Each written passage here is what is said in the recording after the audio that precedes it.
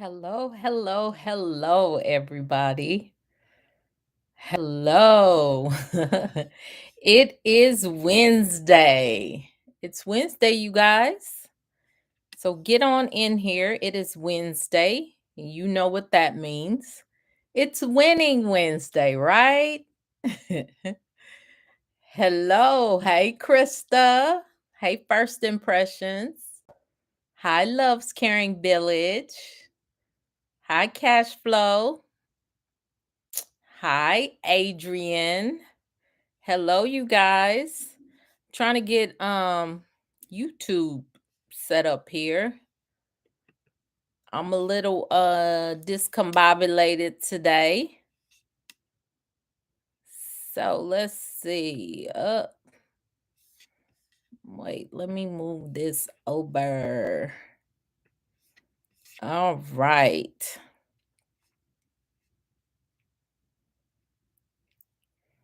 Trying to get everything situated. I'm working with one hand today. So, hey, Kay. Hi, Maurice. Yes. Y'all come on in here. Let's see what's going on. As you come in, if you have a win, please don't be shy. Go ahead and throw your win up in the chat so we can get to it. Hey, Ellen. How are you, Miss Lady? Oh my gosh. Ellen, I know you got some wins because Ellen is moving right along in her group home journey. And so I know she got something to share this week. Share your progress, Ellen. Oh my goodness. Hey, you guys. So life be lifing, y'all. Life be lifing. Since the last time we met last Wednesday, oh my gosh, my world, my world. No, no, my world has not been turned upside down.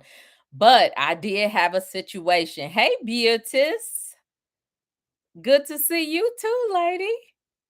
Yes, but look, let me drink my water. FYI, I am not on the 75 hard anymore. How do I feel? Um still have pain, but it's not as bad. And then also today, my dentist wanted to get in my mouth again. Therefore, girl, these y'all know this smile. Oh my gosh, I don't work for this smile. So yeah. So but I'm feeling pretty good.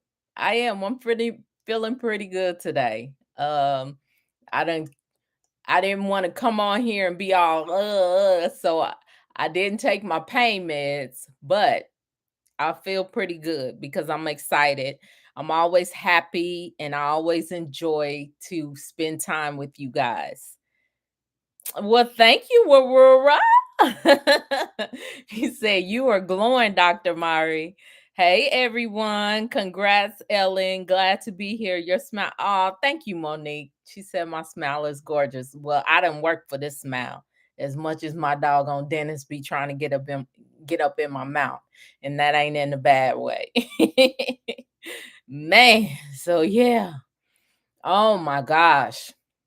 I am telling you guys. So since the last time we met last Wednesday, talked about all the wins, talked about, all the good things. And then I sat up there, did my workout Thursday morning, tried to get in the shower, and my arm did not want to go. So my arm went that way and my body went this way.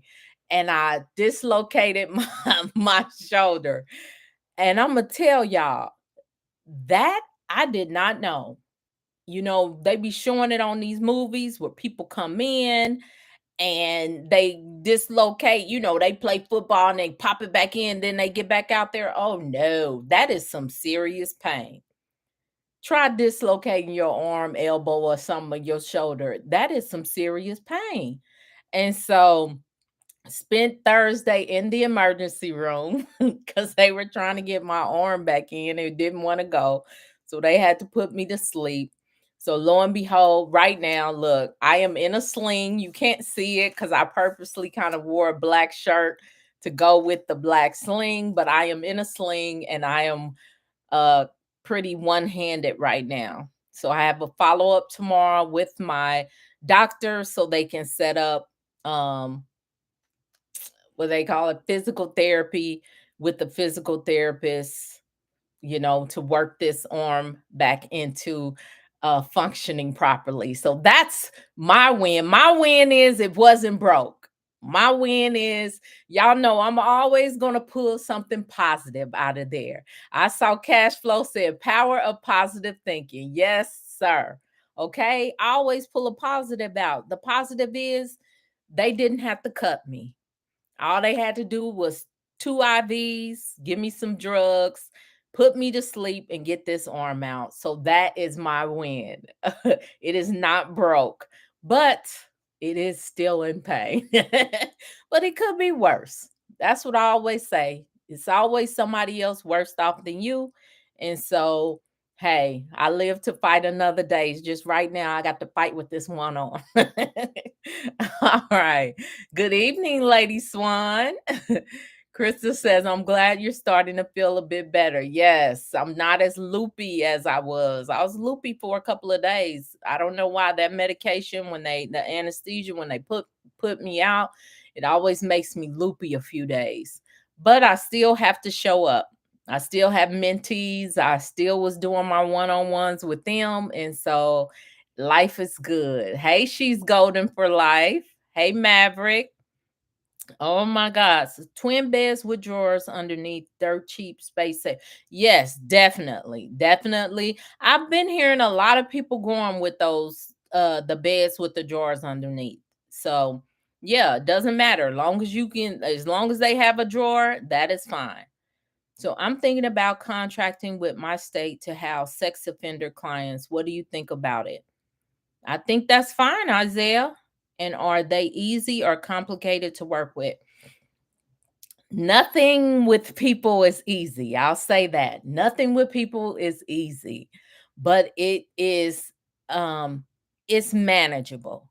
There's going to be probation officers, case managers, social workers, there's gonna be things like that. I always recommend, you put cameras in common areas, cameras in the backyard, cameras at the front door when you're dealing with people like that, just in case. Just in case, because I had a sex offender home, and a guy snuck out, snuck out the window, because in Arizona, you cannot have a locked facility. So I can't lock my windows and things like that. And so, it's just good to have it so you can kind of cover yourself just in case. I mean, honestly, if they're a sex offender, who's to say they won't strike again? So always cover yourself. I would just say that. But it's not harder. It's just more people, I would say, to deal with. But I'm so used to just maneuvering and doing what I have to do to work through the system. Nothing's easy when it comes to group homes, and I tell y'all all the time, nothing is easy. so so you just gotta maneuver through the process. But yeah, I hope you get. Oh, thank you, Isaiah, I appreciate it. So yeah, not real complicated once you get it down and you know what you have to do, to like keep them in line and to stay on track. It's not really hard. It's just extra steps sometime when you're dealing with like court ordered people and things like that. Um, so yeah. So like I said, not complicated, not hard. You just gotta get the process down. Be open to ask questions. Make sure you cover yourself. Like I said, make sure you're always in contact trying to do things right. And just do the best you can, right? It's already done in his name, Ellen says. Thank you, Ellen. I know you praying for me. I know y'all be praying for me. Hey, LA. Hey, All American. Hi, Denise. Yes. Is it possible to lease for a group home or how does that work? Yes, definitely it is possible to lease a group home. As I told y'all before, there were two group homes in my portfolio that I actually had a lease on only because it didn't make sense. I was bringing in close to about $35,000 a month, and the license does not transfer. So I would have to shut that house down in order to have another house. And so the owners weren't interested in selling, and I wasn't interested in, you know, moving. I mean, I was just like, okay, it is what it is. So, yes, you can do it. You just have to make sure they put it in your lease, and you also have to just make sure you have an agreement and the landlord knows, you know. So that's kind of like the only extra thing you have to do is put it in your lease. Your landlord has to know. In some states, in some cities, they do contact the landlord when you turn in a lease. And so don't think you are going to get away with just creating your own lease, because they can look up who owns the home and they can contact. So I just want to put that out there because this young person I was doing tried to be slick, and they definitely called the landlord and found it and busted them. So yeah, so I've came across all kind of things in this group home journey of mine that and so just be on the up and up, and just, go talk to the landlord, tell them what you're doing, and go through the process. It's all a process, y'all. It's all a process. Anybody have any wins? I haven't saw any wins in the chat. It's winning Wednesday, y'all. Let's go over these wins. And also, let me do my due diligence. If you are on Instagram and you are under the sound of my voice, just tap the screen. That's all you got to do. And I can tell if y'all doing it. So go ahead and do it. Tap the screen just a couple of times. I don't see nobody tapping yet. Thank you. Thank you. All right. Hey, Roman, tap the screen. And if you are on YouTube right now, make sure you like the video. Like the video, you guys. I see more people on here than I see likes. So go ahead and like the video. If you have any wins you want to share with the group, or if you have any questions, as you see, people already came in with stuff on their mind. So if you have any questions, feel free. Um, really today, I'm just doing Q&A, going over questions with people, and going over wins. Yes, Tanise. Yes, we discussed that. Tanise is one of my one-on-one mentees that I went over, and she says I finally got my change of use permit. She finally got it today. So on the call, we were rejoicing because it has been a process for her in Florida, going through that process. And so she finally got it. Now we're moving on to sprinklers. Yeah. And that just goes to show you, like, how you have to, when you're doing a group home, you have to, like, be determined, because Tanise has, I mean, the person working for her sprinklers passed away like before the job was complete. And it's like, oh my gosh, but God had a ram in the bush. And so the guy that he had worked with for a while actually picked up, the slack to move through the process. And so Tanise could have got discouraged. Tanise could have been like, oh, what am I going to do? No. Tanise has been standing on, I am going to have my group home. And so she just continues to go through the process. And she has the support of the mentorship group, because she is a full-fledged MH gang mentee. And so, yes, You just got to keep moving, you guys, regardless of what you take on. Right now, I'm trying to get my insurance license. I told y'all that. I had someone that I mentored before, got their group home up and running, went through all of this and passed away just suddenly. Wasn't like an elderly person or anything. Passed away, did not have a will, did not have any life insurance set up. And so I made it my personal goal. Now I am a part of Legal Shield, where I can help people with getting legal advice.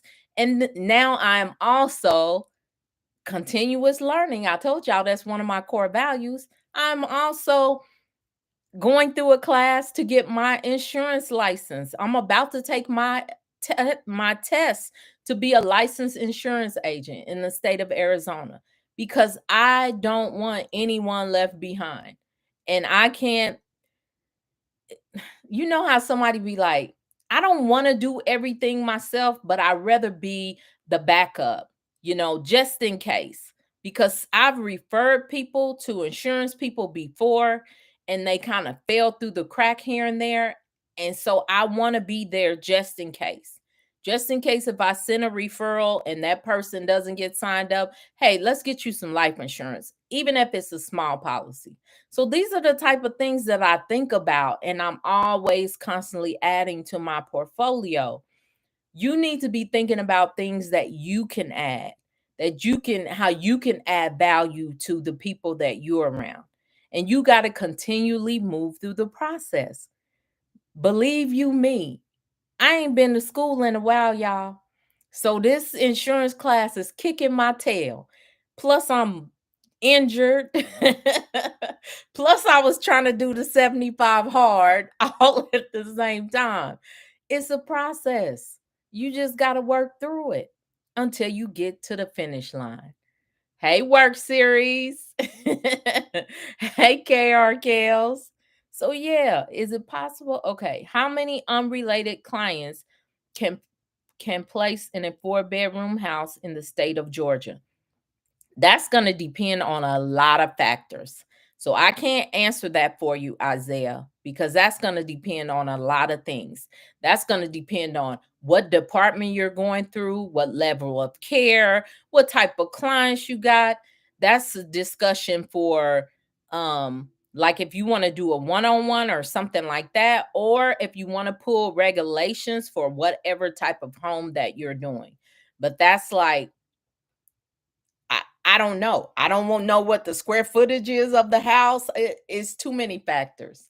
So if you guys have questions, I can answer what I can. But if it's something like that specific, I'm not gonna be able to answer it because I just got too many questions to ask.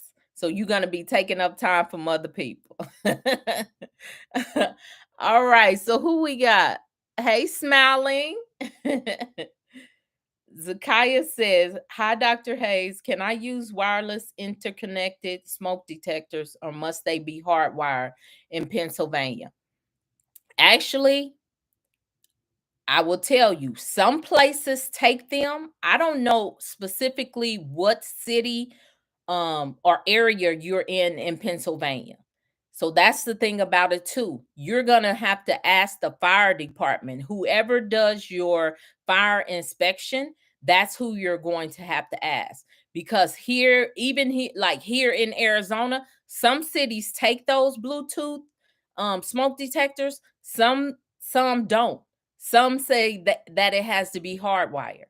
So you're gonna have to reach out to the fire department or whoever does your fire inspections, and you're gonna have to ask them who can you have it, because I don't know what city you're in or not. Look, I keep a lot of information in this big old head of mine, y'all, but when it come down to cities and all of that and zoning and that's gonna take a little research for me. So I can't do it on this 1 hour live. Hey, can you have two homes under one license in Maryland? No, I don't believe so. Maryland, what type? Let me think. Maryland, DDD. No, no, not in Maryland. Not in Maryland, you can. Yeah. I was gonna say I think you can with DDD, but no, not in Maryland. Youth, no. No, you're gonna have to get a license. You're gonna have to get a license. And it's just, going through the process multiple times. I had to do the same thing here. In most states, you do have to get a individual license on that property in most states, but then there's one-offs here and there. You're welcome. You're welcome. Yeah, that's why I told you I was going to Virginia, because Virginia be no, let me stop putting that out there. Anybody else have any wins? We don't have anybody with no wins. I got another win. God woke me up this morning, y'all. God woke me up this morning. Also, too, we are starting the Ellen says, can MBDRM be used for premium client at premium cost? I don't know what all of that means, Ellen. I don't know. Can MBDRM, master bedroom, be used for premium client at premium cost? Most times, if you're going through the state, you cannot. Sorry, y'all. Somebody was trying to call me. Most times, if you're going through the state, let me know if you guys can hear me on Instagram. Go ahead and throw some pink hearts in the chat if you can hear me on Instagram. Yeah, I deciphered it. This is the thing, Ellen. Most times when you're going through the state, it doesn't matter what room you put them in. It doesn't matter if it's private. It doesn't matter if it's a luxury bedroom. It doesn't matter. The state's gonna pay you the rate. The rate is the rate. Yeah. So don't don't be thinking that. Good. Thank you, Krista. Don't think, you guys, if you're going through Medicaid and things like that, that you can charge additional like you can if you're doing private pay home. Now, private pay, yeah, you might be able to say, hey, I have a luxury suite. It's going to be additional $500. I used to charge 5,000 for my private room and 3,500 for my master bedroom. I mean, for my regular bedrooms, joint rooms is what I mean, when I was doing private pay. But when the state pays me, regardless if one person is in that room, two people, three people, because I do have a house where it's three people in the master bedroom, um, they pay the same rate. Yeah, so there's not like a premium or anything like that. Now, you might get a premium for a level, like if someone has a level of care where they have to have a room by themselves, then you may get paid extra for that. Or like I had a client that had to do one-on-ones. They couldn't really be around a lot of people. I had to have one employee work with them. Then yeah, then I charge more for that. But those are because it's a different level. Okay. Should I have the state pay my nonprofit for my for-profit? Should I have the state pay my nonprofit? Whoever you're licensed, whatever business you're licensed through, is who the state is going to pay, whether it's your nonprofit or your for profit. And so, who holds the license? That's the question you need to answer. Whoever holds that license, whatever, that's why I didn't put my business, because I had already started my business and got my access numbers and everything. And then I had a nonprofit. And so once the lawyers looked at it and everything, they said, don't do it, because I would have had to basically start a brand new business under that nonprofit, because my for profit already held all the licenses. Okay. Are fire extinguishers, sprinklers, are both required in Arizona for a behavioral health group home? It depends. It actually depends because you may only need fire extinguishers and smoke detectors in a house under 5 people, and then you may need sprinklers for over 5 people. So it's just you may need sprinklers, fire extinguishers, and smoke detectors for people for a house over 5 people. So it's just going to depend. And then there's some cities in Arizona where you can have 6 people without having sprinklers. So that's why I tell y'all it really depends on like where you're at, what zoning says, all of that. So it's just going to depend on what city you're working with. When attempting to get kids for the group home, do you usually speak directly with Department of Social Services? It actually depends. I know y'all be like, this woman always, it does.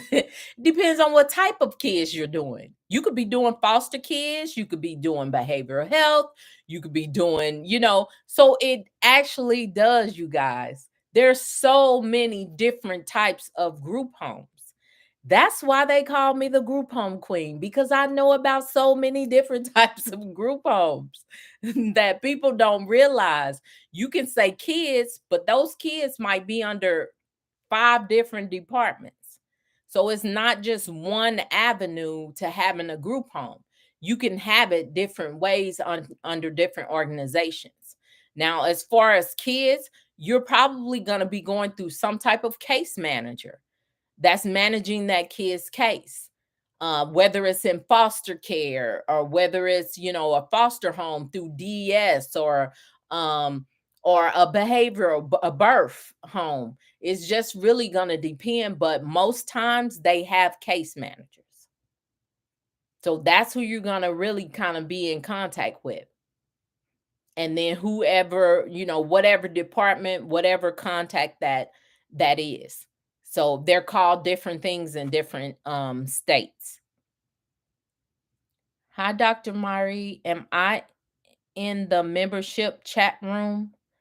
Membership chat room. Um, Eric, I'm not sure. Did you join the membership? I'm not sure. I don't handle all of that. I'm sorry, but I can find out for you. Eric B. Krista, make a note to so I can let Eric B know. I'm not you know what? It looks like you're a member though. It definitely looks like you're a member, Eric. Yes. Now I see it. I didn't see it earlier, but now I see it. Yes, you are a member. All right, now let me go back and do my due diligence. Perry Boss Barber said, it depends. It does. It really does, you guys. It depends. And that's the thing. I really hate when like coaches and people doing trainings and stuff try to generalize things. You can't really do that when it comes to group homes. There's too much out there. It's too much. It depends on too much. And so people get kind of mad at me because she always saying it depends. It does. It does depend. Yes, Eric, you are. You are. Okay, so if you are on YouTube under the sound of my voice, make sure that you guys like the video for me. Okay. My YouTube guy will get on me. And then if you guys, Pear Boss Barber, you better do it the most. If you guys are on Instagram, just tap the screen, tap the screen, tap the screen. Okay. Just tap the screen for me. I'll answer the question when I see y'all tapping the screen. Hey, the Nanny Explorer. Tap the screen, you guys. All right. Okay. And like the video. There we go. So KR Kell said, where can usually locate the pay rate in your state? You're going to have to dig for it, honestly, but you want to look most times. Well, really, I would say if you're going through like because there's different departments for different types of group homes, you guys. So if you're going under the Department of Health or Department of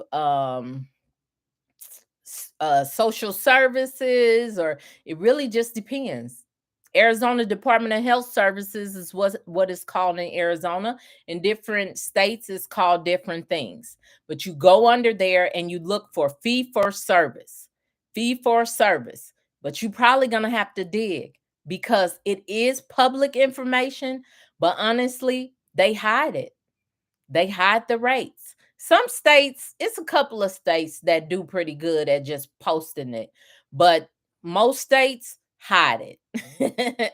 But if you look for fee for service for whatever state you're in, for whatever type of home that you're doing, then you should be able to at some point go down the rabbit hole and find those rates, like for real, which is crazy. That's one of the things that I am doing within the community. I created a community, and I just spoke with a biller that is going to come in, and she is going to give a training on basically general things to think about when you're billing for your group home. And then also too, she's going to talk about how to research and find your rates.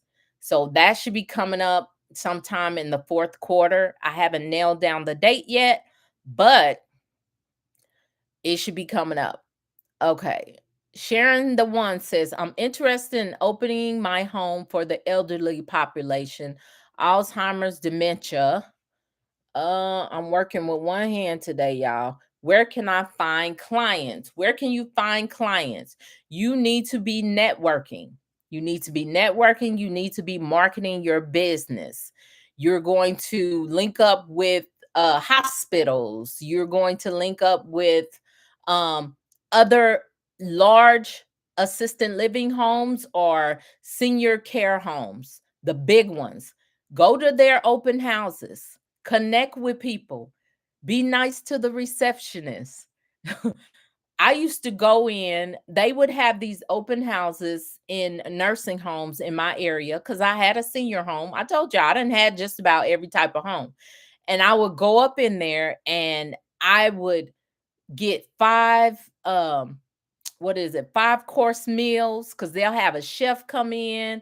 I would meet people, I would network. I got my CEUs because you are supposed to be continually learning, and all for free from these large nursing homes. So don't be afraid to connect with them, get on their mailing lists. You know, if you have nursing homes in your area, connect with them. But that's how you get your clients, and talking to people. I always tell people, don't sleep on churches, especially them Catholic churches, because them Catholic churches kept me full. Because other people wasn't doing it. I don't have a senior home now, so I'm not worried. but I'm just letting you know, you have to talk to people. Get the word out. That's with any group home. You're gonna have to talk to people. But I think I gave you a couple of gems on places that you can go to look for senior clients. Marshawn says, my niche is men coming home from prison. People are getting out of prison coming to Houston, Harris County. Can you give me some pointers if you don't mind? Pointers, I could give you 500 pointers, Marshawn. What type of questions do you want me to answer for you? Okay? What type of questions?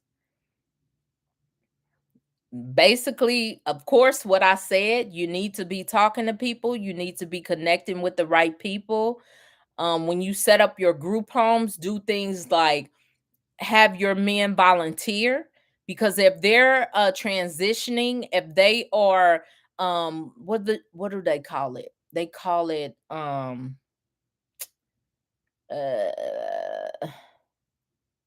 Reentry. Yes, there we go. My mind, y'all, I'm telling you, them pain meds got me. That's why I didn't take them before I came on here. Reentry. If they're like a reentry, then there's going to be some requirements. So you may want to make them volunteer. If you have them volunteer at pantries and missions and stuff like that. That opens you up for donations. So these are type of things that you guys should think about with any group home, really. Have your men go volunteer, because it gives them something to do to keep them out of trouble. It also helps supplement your grocery bill. Because if you got people got coming out of prison, they probably big grown men that's gonna be eating. And so and so you want to cut your costs. So by volunteering at a pantry, you take what the pantry gives you and you supplement your menu off of it. Okay? What you laughing at, Derek? Eric says, I'm still waiting for the state to approve application. Okay. Well, you got it in. So that's awesome. So how long have you been waiting, Eric? How long have you been waiting? And then remind me, what state are you in again? Why do they hide the rates? Ellen says. I mean, this is the thing. A lot of times these organizations, they just it's not user friendly, like the application sometimes. Now don't get me wrong, there are some states that give you a checklist. They give you a clear, concise application. It's very easy process. This is what I need. But then you got a lot of these states out here that's used to doing things the old way, and they wean people out. They make it hard, so they wean people out by making it difficult to find, because they're like, we don't want everybody to have it. So they make it a little difficult. And so, I mean, that's my opinion. And so that's what happens. The application is a harder, just like now in Arizona, we went from a 6-page application to like I think it's 14 pages now, because they're making it more difficult for people to go through the process. So yeah, so they do it to wean people out. All right. And let's see. Let me go to I don't want to miss Instagram. Let me see. Okay, Krista.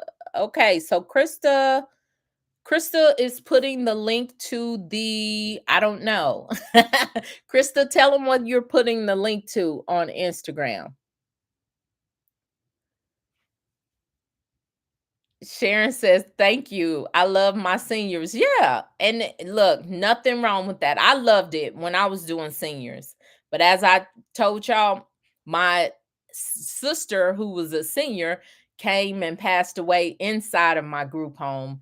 And then my first ever client that I had the whole time I had my senior home open, she passed away, and it was another woman that passed away. It was just too much death for me. It was, because honestly, most times when you do a senior home, that is their last stop.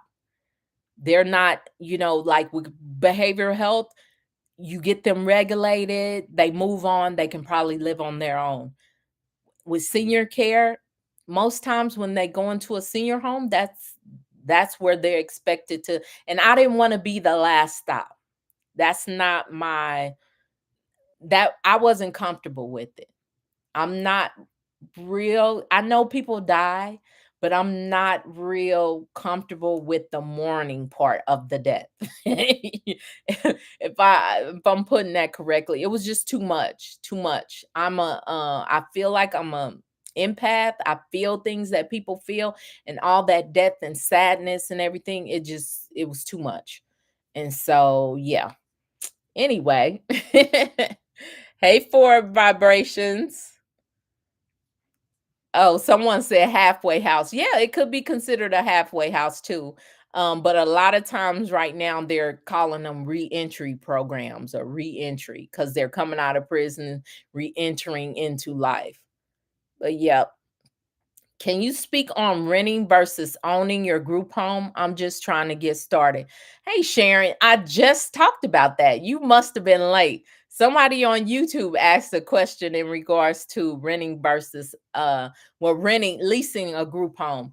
I mean, really, it's up to you. There's no like, of course, if you want to own the asset, that's the best way.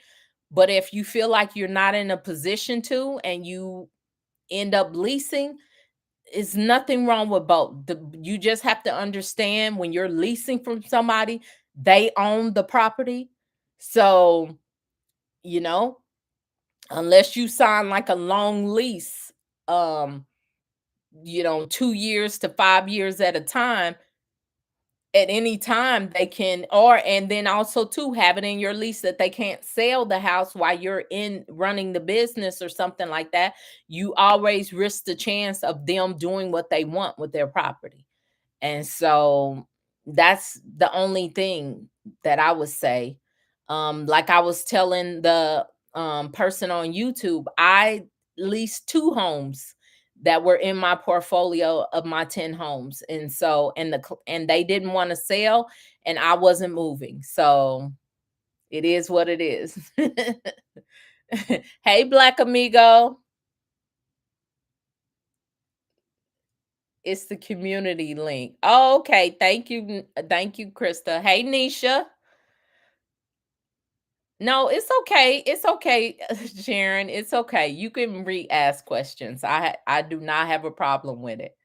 Yes. So let me do my due diligence. If you are on Instagram right now under the sound of my voice, hey Shafonda, you too. Tap the there you go. Y'all already know. I see somebody's doing it. Tap the screen for me a few times. And then if you're on YouTube, there's a lot more people on YouTube than I see likes. Go ahead and like the video while y'all on here, y'all. Go ahead and like the video. My YouTube guy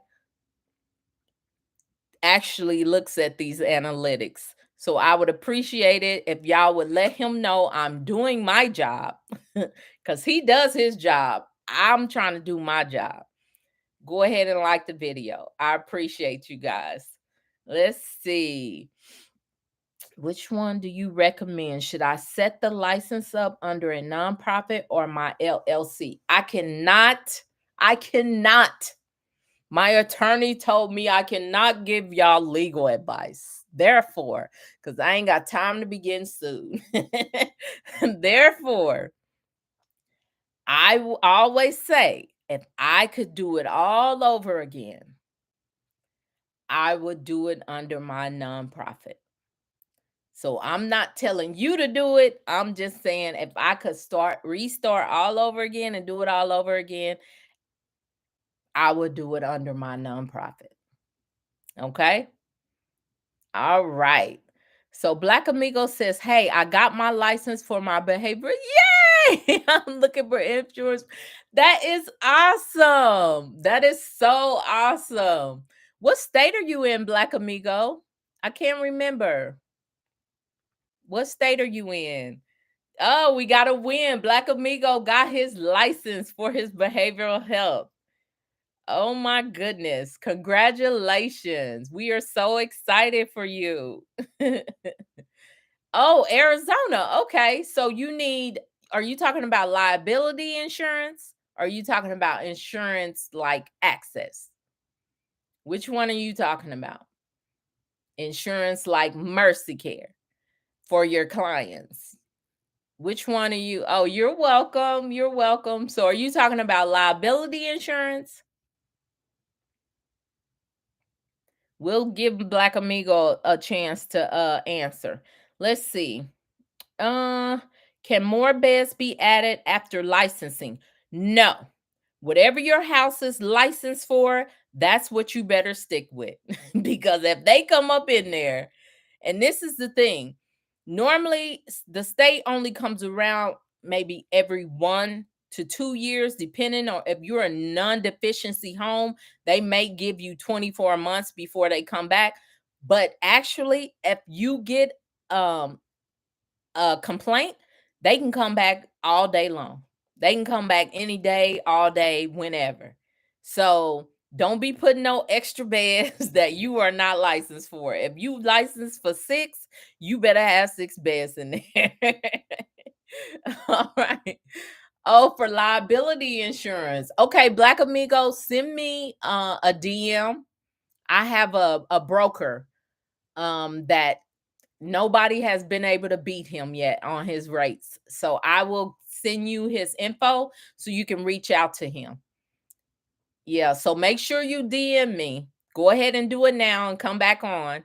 And then that way, once I get off and I get situated, then I'll send you his phone number and you can reach out to him. Okay. Let's see, Millis. And I'm only doing that for him because Black Amigo been in here with me from the beginning, y'all. Black Amigo been riding hard. Let's see. Yes, congratulations. Yes. Can you explain the difference between the LLC and nonprofit question? I'm lost. As far as them asking me which one should he set it up in, it really, this is the thing, you guys. A nonprofit is just kind of like, it's LLC, corporation, sole proprietorship, things like that. A nonprofit is just like a corporation with a tax exempt, like, cover on it. I'll put it that way. So it's like you start a business, it's a corporation, and then you put a cover on it, nonprofit. So you're taxed a little bit different. So it's still a business entity. The reason why I say if I had a chance to do it all over again, I would do it under my nonprofit. It's only because of the tax benefits from being a nonprofit. Now, honestly, I still kind of get them because some things I do through my nonprofit and then my nonprofit partners with my business. But if I would have just set it up as a nonprofit, I wouldn't have had to do none of that. But like I said, my licenses were already held under my original S Corp, LLC S Corp.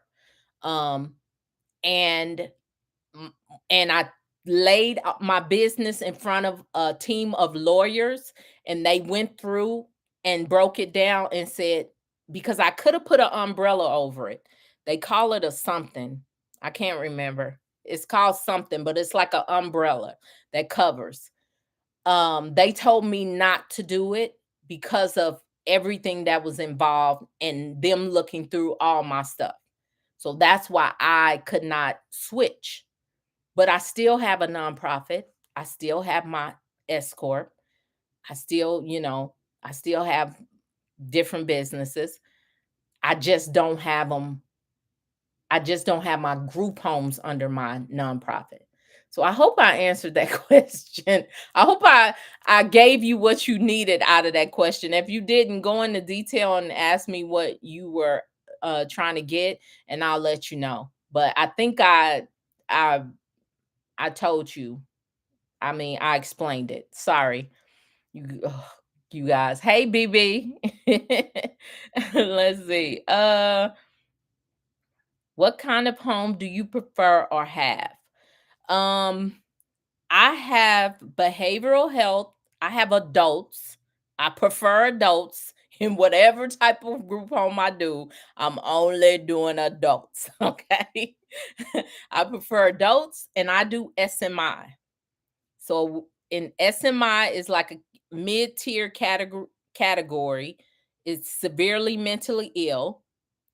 It's a mid-tier category for people like bipolar, schizophrenic, things like that, PTSD, severe depression. So people like that, diagnosis like that. And so that's what I prefer. And is I prefer it because, thank you, Black Amigo. But I prefer it because my sister was in that category. My sister was bipolar schizophrenic. And so that is my preference because that's my passion. And so that's who I choose to deal with. I have had a senior home, like I said, that dealt with we actually dealt with like people with severe cases like wounds, bed wounds, people that have been mistreated, stuff like that. um and then also I did memory care. um So I did the seniors, I did kids with behavioral issues. I would do seniors again before I ever do kids, but that is my preference. Let's see. So 1 month New Jersey, 1 month New Jersey. Let me see, Eric. I'm not sure what you are answering. I'm still waiting. Oh, you've been waiting 1 month. Okay, New Jersey, you're good. You're good. When you hit about 2 more weeks, give them a call, ask them what's going on. But yeah, you're doing okay. I've decorated a little portion of my group home with my own money. Is that okay? Of course, definitely. I mean, of course, if you can get some type of business funding or something like that, business credit, that's fine. But yeah, you definitely want to get your house together. Um, and you own it. Congratulations. That's awesome. That is good. I'm proud of you. Isaiah says, I always like your video. Thank you. Thank you, Isaiah. I appreciate you. If you are under the sound of my voice and you have not liked my video, make sure you like my video. Doing business as. So DBA. What were you saying, Marshawn? Let me scroll back. Thanks. What's the difference between unlicensed? Oh, I missed that. What's the difference between unlicensed and licensed home? Unlicensed homes are just homes that don't have a license on it. It could be like well, it depends really on what. Here I go back to it depends. Some states require every house to be licensed, you know, or have some type of permit. I'll put it that way. And so Arizona being one of them, to those of you out there in Arizona, you're really not supposed to be doing any type of group home where people live that are not I would say unrelated people. So you need to get a boarding house permit, a license for whatever type of home you are really not supposed to in Arizona. So Arizona is one of those states. But license is more of people that are going to get state reimbursement. So you're going to apply for a Medicaid number, a national provider ID. Unlicensed home, you could just really go put beds in a room, dressers, and start marketing your home because most times people are going to pay out of pocket. So though that'll kind of give you an idea of what a licensed home is and what an unlicensed home. And you always want to check in your area. I tell you guys, I like to do things the right way. So you always want to check with your local regulatory board to see what you need to do to have a group home. You don't just want to be out here all willy-nilly because that's how people get shut down. And I've known people to get shut down. Let's see. I always thank you. How long did it take for Black Amigo to get licensed in Arizona? Good question. So, Black Amigo, how long did it take you to get licensed in Arizona? Since you just recently got your license, can you share that with us? KR Kells, you said you need the insurance info also. Make sure you DM me. Okay. And then, like I said, when I get time, it may not be tonight because I haven't had dinner yet, y'all. And I got somebody waiting with my dinner. So it may not be tonight, but I will get you guys the insurance broker that I deal with. And he doesn't work in every state. So I don't just be like throwing his name out there. But like I said, Black Amigo's been going through, he's been with me for a minute. But if you DM me, I will send it to you. Let's see. Hey, Heavy on the private. I'm waiting for him to answer and I will let you know. Okay? Let's see. Has any of your homes ever been denied zoning permits? Can behavioral homes be in a school zone? Has any of my homes? Yes. I did buy a home and it was 25 feet too short for me to do a group home. And so the zoning was denied. So that home became a Airbnb.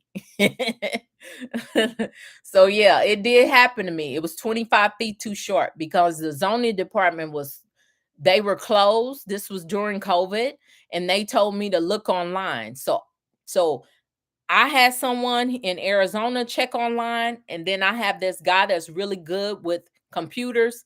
He checked, he's in Missouri. He checked online, everything checked out. When the zoning department opened, they said, no, you're 25 feet too short to another group home. Because in some cities, if you guys don't know, that's why you have to check with zoning. In some cities, you have to be so many thousands of feet or 1,500, 1,200. Depends on what city. That's why you have to check with the city zoning department because that in that city, what was it? It was Peoria. I think it was Peoria. Um, you had no, it was Glendale. You had to be 1,200 feet away from another group home, and I was 25 feet too short.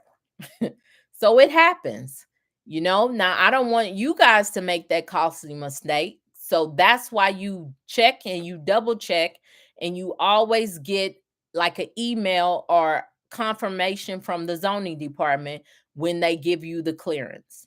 Okay. And then, can behavioral homes be in a school zone? Yes. Now, if you have a sexual deviant or sexual um offender home, then no, it cannot. It has to be so many square feet, depending on what city you're in, from an actual school zone. And so you have to really, really choose wisely when you're doing that type of home, because there's all kind of regulations that tell you what you can and cannot do. Hey, Mr. Coach Tim. Yeah, Miss KR Kales, if you hit me up, I'll send it to you. Hi, Heavy on the private. Hey, real estate coach Carter. Hey, Miss Jeanette. If you guys are on Instagram, go ahead. I've been doing this for an hour. Go ahead and hit that screen. Hit the screen, tap the screen, tap the screen. I've been in this for an hour answering these questions, y'all. Let's see. I guess Black Amigo might have gotten off. Um because he's not answering. So he may be off. But if he comes back on, I'll ask him about the license. So Eric B is my husband. We are receiving calls from businesses that want to help us with credentialing. We entertain a few calls, but they seem suspect. How do you feel about them? They are suspect. I have actually, because I was like, let me think about it. Um, okay, let me get back to the question. Black Amigo said it took me 18 months altogether to start. I had to start over 3 times. So you hear that? 18 months. Okay, so back to what you were saying. I'm not sure. I called to give them a chance, but then it was like somebody sounded like they was out of the country and it just didn't sound like it was legit. And so just the whole process of how they had to call me back and this and that, I was like, nah, I'm not referring them to nobody, because I thought it would be a cool way for me to like partner with them and then help people get credentialed. But it didn't go anywhere. So yeah, I'm always looking to um look out for y'all. You know what I'm saying? On a flight to Women Evolve. Oh, but had to see if I could join. Oh, awesome. I wanted to go to that. Oh my gosh, that is awesome. Well, enjoy yourself. Make sure you have fun and send up some prayers for my arm that everything works out. Okay. Fake landlord didn't know the owner needed a fingerprint clearance the second time. 3 time I got it. Okay, awesome. Awesome. Yes. Yes, owners do have to have a fingerprint card. There's all kind of things required in Arizona, especially now. Let's see. Oh, thank you. Thank you, Derek. Derek joined the membership. Y'all give Derek a clap. Give Derek a hand. Throw some pink hearts up in the chat. He said, "This is a really great live video, Myrrie. Thanks for giving so much of your time. God bless." I appreciate you. Thank you, Derek.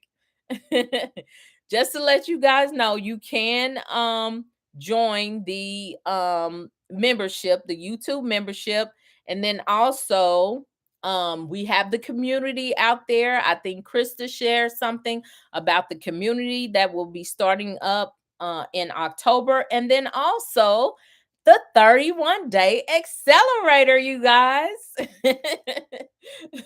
We are starting the 31-day accelerator on October 1st. So y'all know, if y'all ain't about that life, don't even join. Because everybody that has joined, I already told y'all before on videos that it's not a joke. It just gets you in the mindset of thinking about group homes. It gives you a task every day to grow in your group home journey. And so that's going to start on October 1st.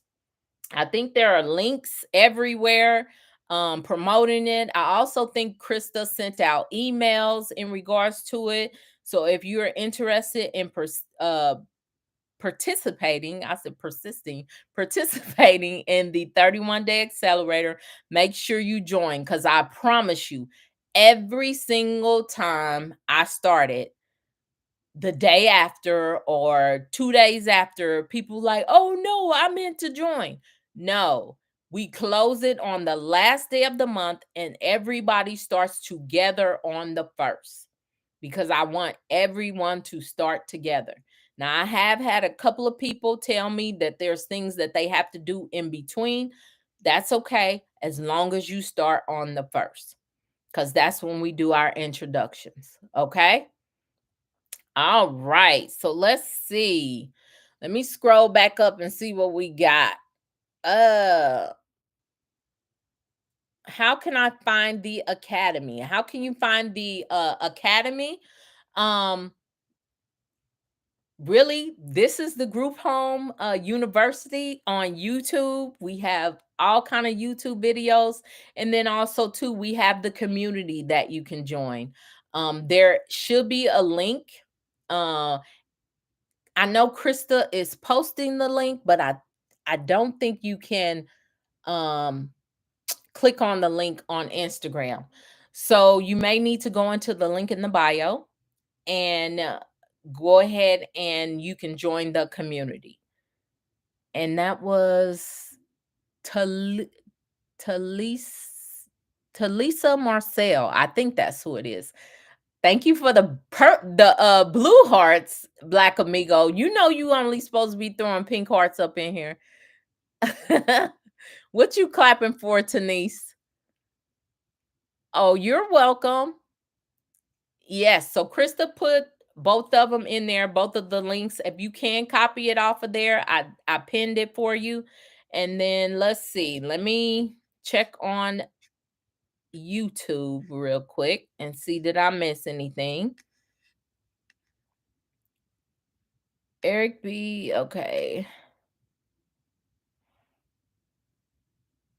Yeah, so like I said, kind of suspect. Our group home is going to be for seniors with IDD. Awesome.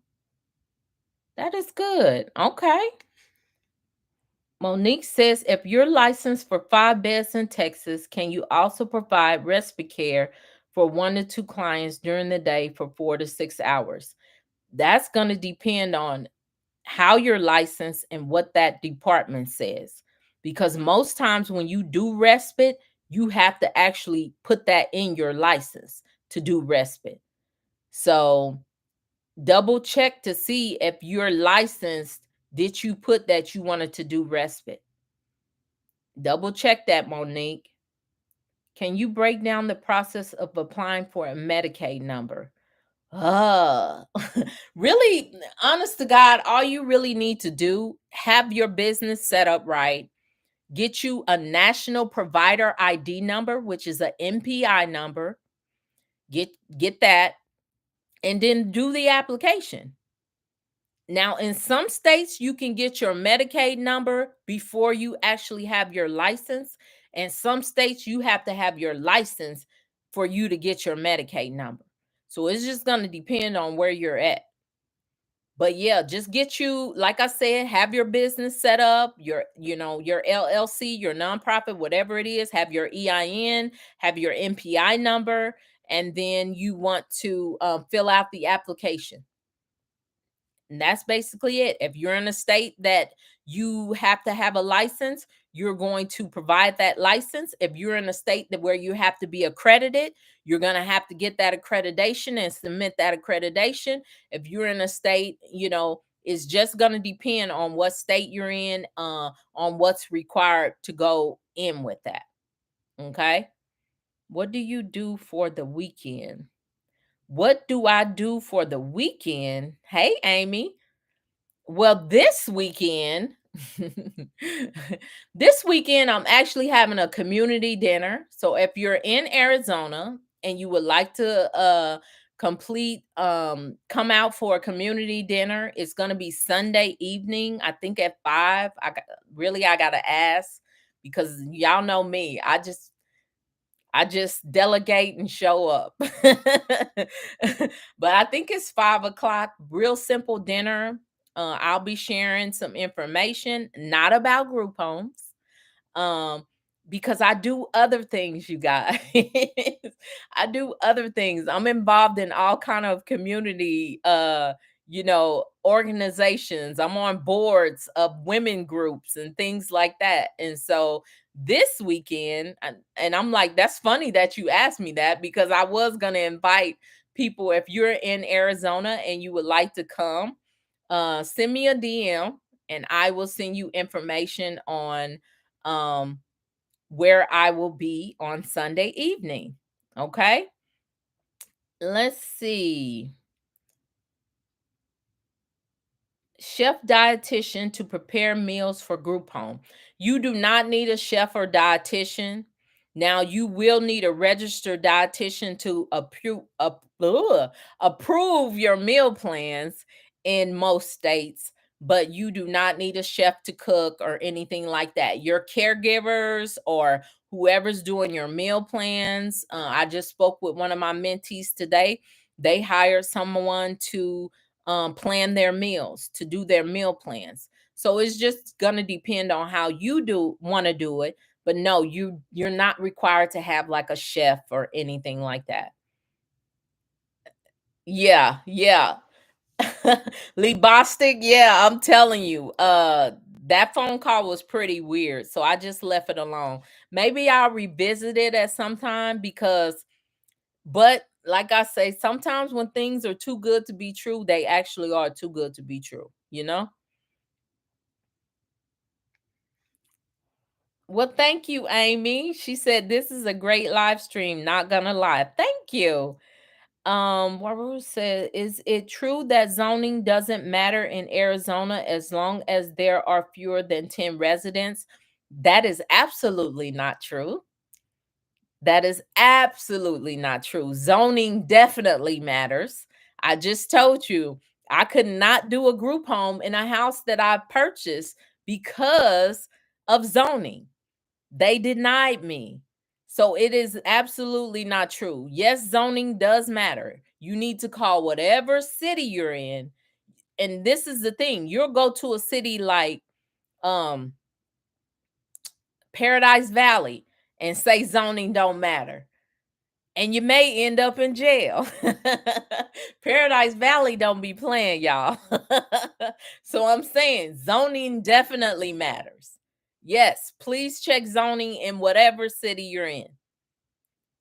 You just, all you have to do is contact zoning. Now I'm gonna tell you, in Arizona, zoning, they have created a zoning process. So before, where you used to just call, most times there's an application. It may be online through the city. You fill out that application, you're gonna have to pay a fee, and then they're gonna contact you in a few days. So it's not as simple as it used to be. And there are other states and cities that are going through this. And it's because Arizona had all this fraud and people were creating a lot of group homes and getting a lot of money. And so they set up a process now, which is a good thing. So yeah. So I would like to join the accelerated class. How do we join? There should be a link under every YouTube video with information about it. But if you don't, if you haven't received the email and you don't see a link, just message me on Facebook or message me on Instagram, and one of the VAs will send you the link. So just message and say, hey, I'm interested in joining the accelerator, and they'll send you a link. Okay. You're welcome, Ellen. You are so welcome. Thank you. Thank you for always showing up for me. I appreciate that. Ellen is a special member. who did you who did you can approve your meal plan? A registered dietitian. So as long as it's a registered dietitian. All right. And let's see. Let me look up here. Bella says, do you have policies and procedures for residential childcare institutions? We are a full consulting agency, so we do create policies for people at a cost. And so if you're interested in having policies and procedures created, you can email me at info@myrriehayes.com, and someone will get back to you. But there are custom policies. We don't just, there's no cookie cutter. So it's a process. You do like a full questionnaire and things like that. You may have to meet with our policy person. So it's a process. So I don't just do cookie cutter policies, I do custom policies, because sometimes them cookie cutter policies don't pass. Okay. So just know this. But yes, we're a full-fledged consulting agency. Telly said, will tour information help me open a youth group home? Will tour information, maybe you meant will your information. That's gonna, oh, okay, I see the your now. Really, that's gonna depend on what you do. The 31-day accelerator is basically preparing you, getting you in the mindset to be a group home owner. It's not gonna walk you through the whole process on how to open uh a youth group home. Something like that, someone totally walking you through the process. You may want to do the mentorship program. So you may want to apply for the mentorship. Now, I do 1 hour consultations once, only once, because like I tell people, I don't have time to be doing 1 hour consultations all day long every day, because people, I stay booked. I do them 2 days a week, Tuesdays and Wednesdays, and I stay booked.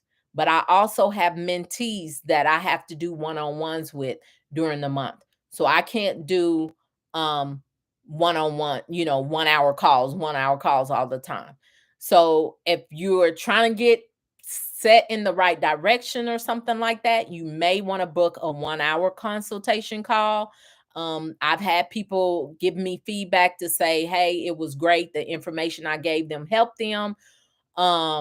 Or like I said, if you're needing someone to hold your hand through the process, then you may want to do the mentorship, the 1 year mentorship. Okay. And I just moved from Arizona. I need to move back.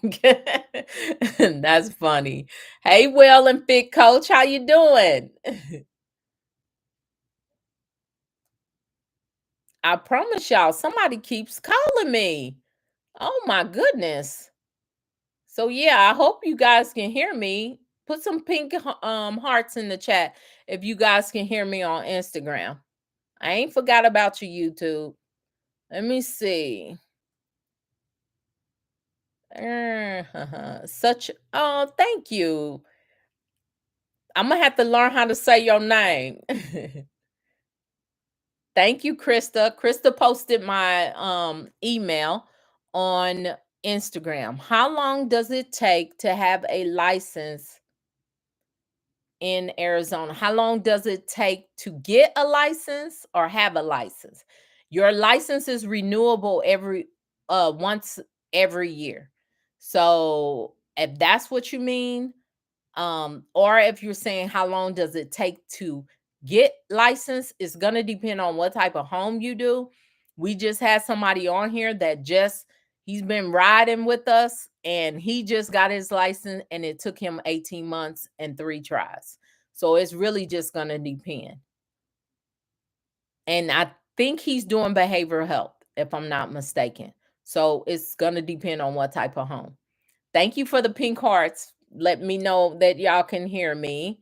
Let me see. Do you have any experience in Nevada or California with group homes? Yes, I have a mentee in California. And then Nevada, I started the process with somebody in Nevada and they fell off.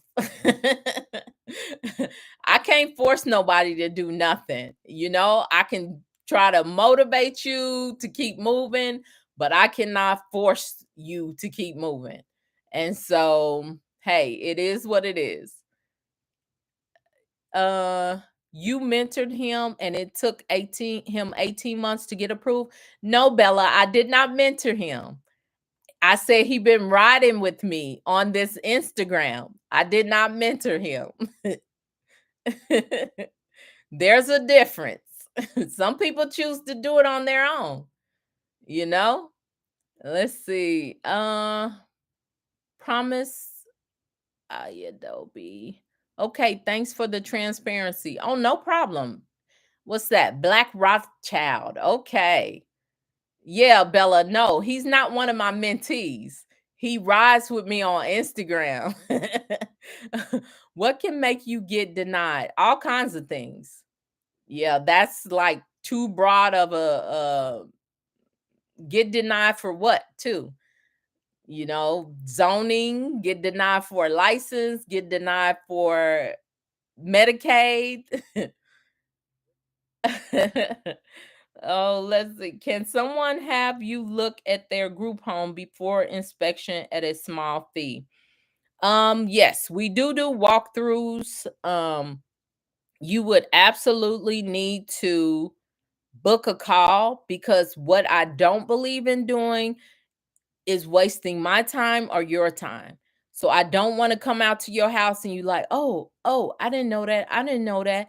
So if you're interested in having me come and do a walkthrough and you're in Arizona, um, then you would need to book a 1 hour call first because I need to see where you're at, what you've done before I come out there because I'm not driving some people be having me come look at their house and they be in Tucson.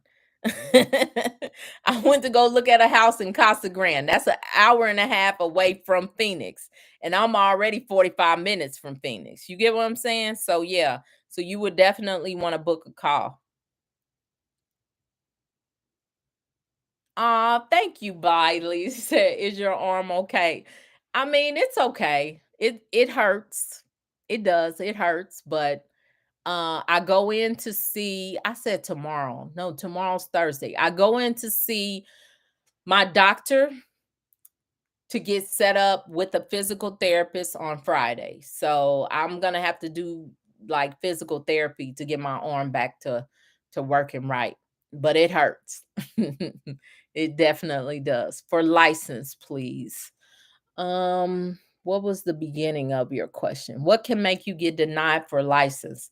If you're not set up properly, if you didn't follow the process, if your policies aren't any good, I've had people that couldn't pass. I had a guy that bought policies off of somebody and could not pass for over a year, and then came to me thinking that I was going to clean them policies up. And I told him, no, no, honey, you can buy some policies from me. And he bought some policies from me and he passed.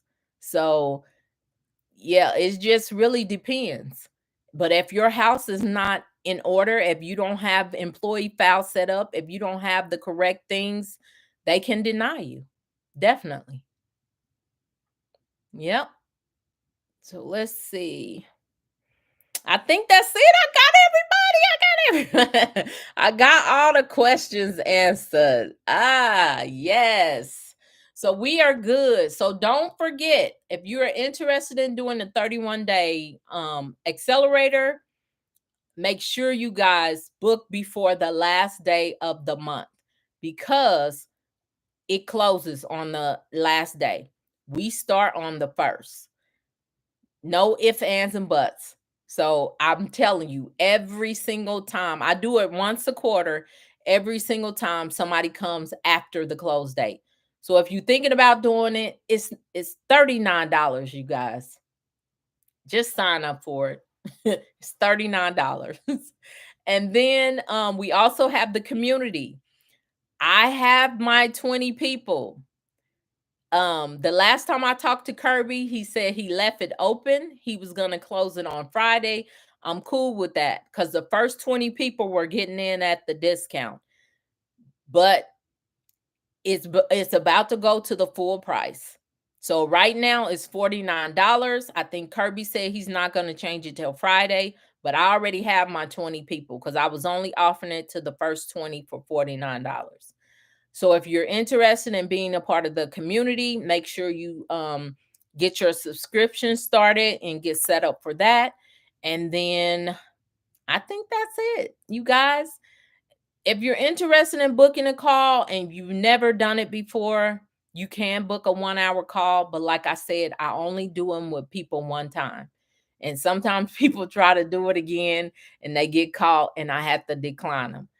I only do it one time, only because I have other things that I am doing. I have mentees that have paid for my time.